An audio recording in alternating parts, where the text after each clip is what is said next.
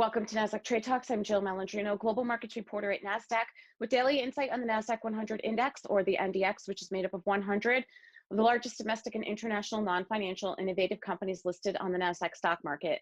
The NDX has been the barometer for U.S. large cap growth and also one of the best performing indexes over the last decade and a half, not to mention one of the most liquid index ecosystems in the world. Joining me this Tuesday afternoon is Shawn, Cruz, manager of trader services at TD Ameritrade, to discuss Nasdaq-100 levels to watch, as well as some news on Apple and Peloton. And Shawn, our last hit together for 2020. Let's start with your first chart on Nasdaq-100 levels to watch.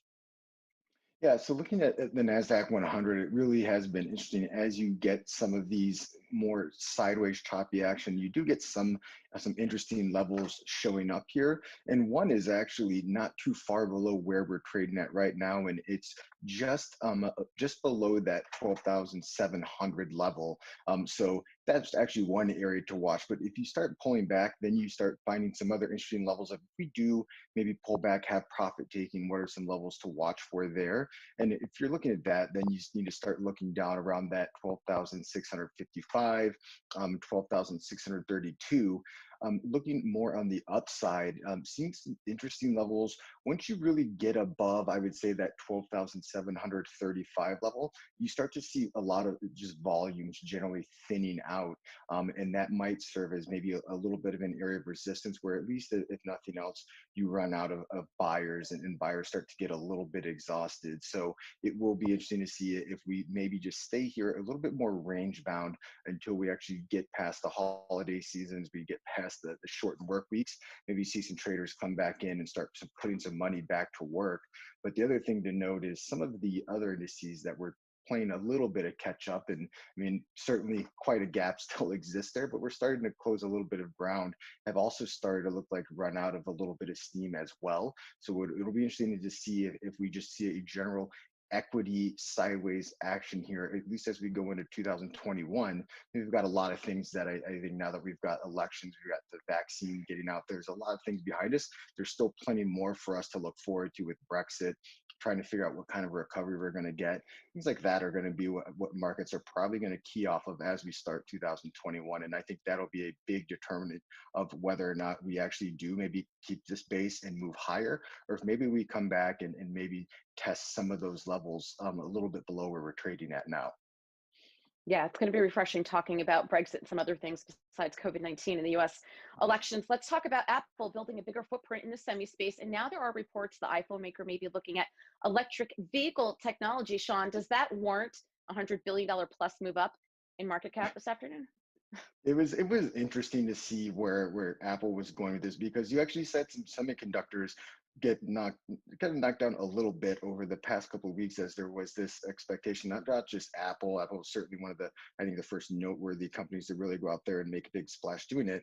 But some of the other companies out there, Microsoft, Amazon Web Services, they're saying could also start producing their own chips. And that is a little bit of a threat to some of those semiconductors that have a large exposure, get a large amount of their revenue from companies like Apple. And then Apple came out again and said they're actually going to be looking at going into the electric vehicle, the autonomous vehicle space.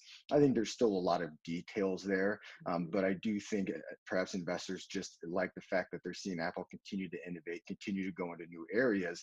But if we're going to say you need to come out and you have to buy off of this news, I think there's a lot of details around exactly what they're going to do. Are they just going to be in the software side? Are they maybe going to get into some of the manufacturing? Are they going to be partnerships? There's so much detail that we need in order to really get a good determination of what this means for Apple's business, that maybe this move, I think that people just like the headlines, but I don't know that I would want to come and go all in on Apple just off of this news. I would want more detail. Yeah, I would agree on the detail as well. I mean, auto making and manufacturing, it's a lower margin, lower profit business that, Apple's in some of the highest margin businesses that are available out there. Peloton as well, just, everyone was ready to write that off before this year, and now it's making some important acquisitions of its own.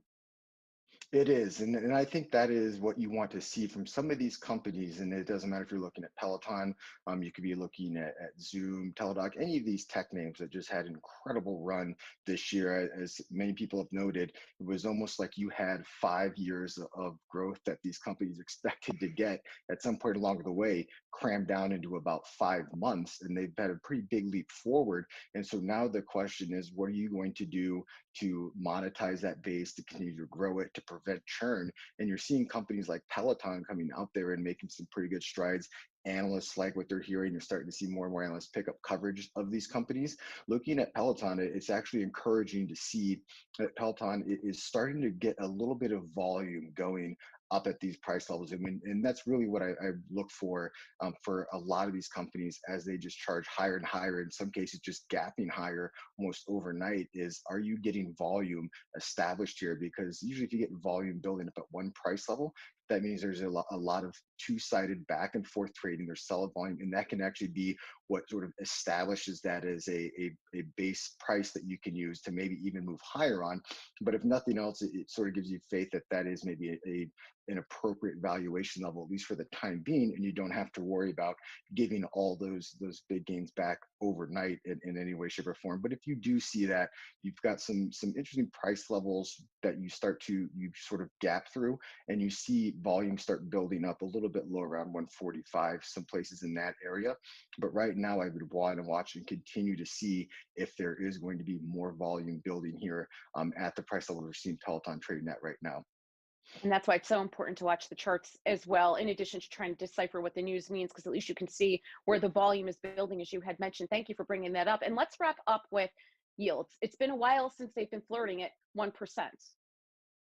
It has been, and I think this is going to be, it's certainly not hard to imagine why this could be a very big story for financials. But I think right now, when you're looking at yields and you're looking at the 10-year, you can almost get a sense for really what the market is pricing in terms of expectations for inflation, expectations for growth, how they're viewing overall risk sentiment. Demand for safer haven assets is something that will actually push yield lower. If you expect inflation or growth to pick up, hopefully you see both pick up alongside one another. That can be something that can maybe push yields higher. And so when we're getting into 2021, we're trying to get a sense for how the market's perceiving a lot of these risks, especially around the economy coming up for 2021.